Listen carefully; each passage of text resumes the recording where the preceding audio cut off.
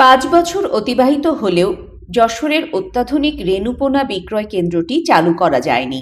দলীয় বিবেচনায় বরাদ্দ, প্রকৃত চাষিদের উপেক্ষা আর পরিকল্পনার অভাবে ভেস্তে গেছে সরকারের এই গুরুত্বপূর্ণ প্রকল্পটি।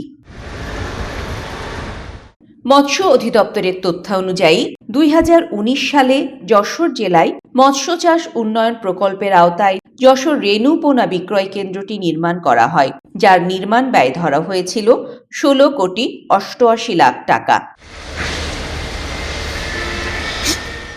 কেন্দ্রের নিচতলায় মাছ রাখার জন্য রয়েছে 51টি চৌবাচ্চা, আর দোতলায় 60 জনের পোনা বিক্রির স্থানের পাশাপাশি দূর দূরান্ত থেকে আসা ক্রেতাদের জন্য রয়েছে আবাসিক ব্যবস্থাও। তবে ব্যবসায়ীরা বলছেন, চাহিদা অনুযায়ী পরিবেশ না থাকায় প্রকল্পটি মাঠে মারা গেছে। আমরা মাছ বেশি তাদের জন্যই, কিন্তু ওখানকার পানি ভালো না, অপরিকল্পিত ব্যবস্থা, যার কারণে আমরা ওখানে মনে করেন যে মাছ বেচে সুবিধা করতে পারছি না। তারপরে বিভিন্ন মহল মনে করেন যে আমাদের সমস্যা করে, তারপরে মনে করেন যে ওখানে ঠিক মতন খরিদ্দার যেতে চায় না, সেল সেন্টারের পানি ভালো না।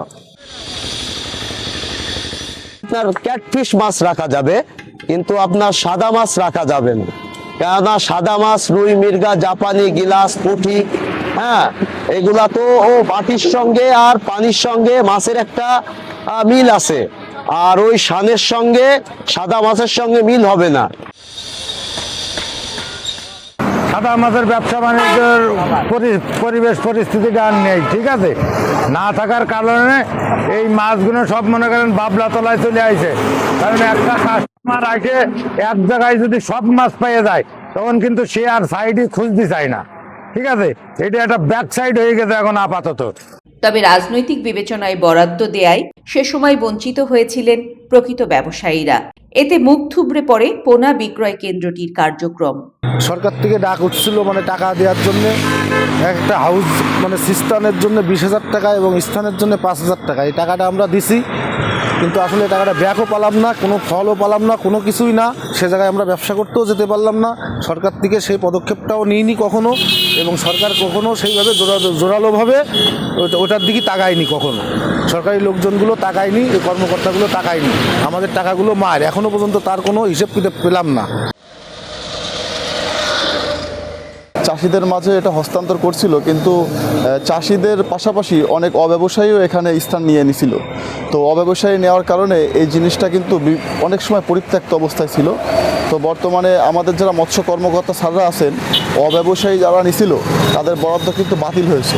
নতুন কমিটি গঠনের মাধ্যমে কেন্দ্রটি চালুর উদ্যোগ নেওয়া হচ্ছে বলে জানিয়েছেন মৎস্য অধিদপ্তর।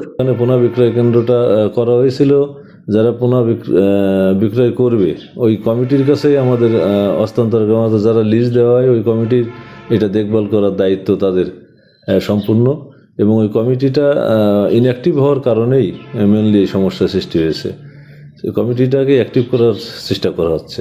ইন্টারন্যাশনাল মানের পোনা বিক্রয় কেন্দ্র, কিন্তু আমরা অভ্যস্ত হচ্ছে রাস্তার পাশেই বিক্রি করার। তারা মনে করে যে আমাদের অভ্যাসটাই চেঞ্জ করা দরকার।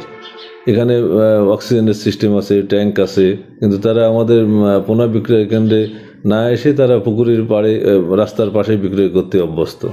তাদের এই বিষয়ে আরও কিছু অ্যাওয়ারনেস প্রোগ্রাম করা দরকার, তাদের সাথে আরও মিটিং করা দরকার।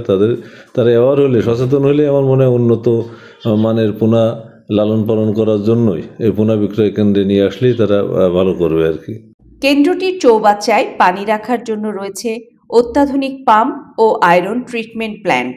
এছাড়াও মাছের জন্য প্রয়োজনীয় অক্সিজেন সিলিন্ডার, অক্সিজেন ব্যাগের ব্যবস্থা ছাড়াও রয়েছে গাড়ি পার্কিংয়ের ব্যবস্থা।